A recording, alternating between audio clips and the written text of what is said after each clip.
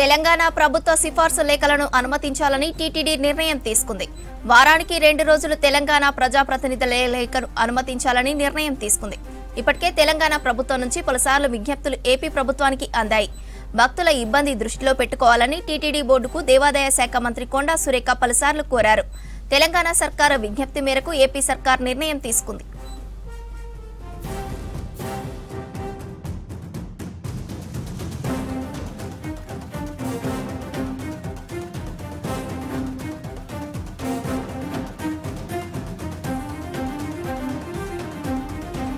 తెలంగాణ ప్రభుత్వ సిఫార్సు లేఖలను అనుమతించాలని టీటీడీ నిర్ణయం తీసుకుంది.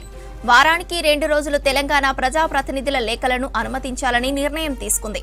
ఇప్పటికే తెలంగాణ ప్రభుత్వం నుంచి పలుసార్లు విజ్ఞప్తులు ఏపీ ప్రభుత్వానికి అందాయి. భక్తుల ఇబ్బంది దృష్టిలో పెట్టుకోవాలని టీటీడీ బోర్డుకు దేవాదాయ శాఖ మంత్రి కొండా సురేఖ పలుసార్లు కోరారు. తెలంగాణ సర్కారు విజ్ఞప్తి మేరకు ఏపీ సర్కార్ నిర్ణయం తీసుకుంది.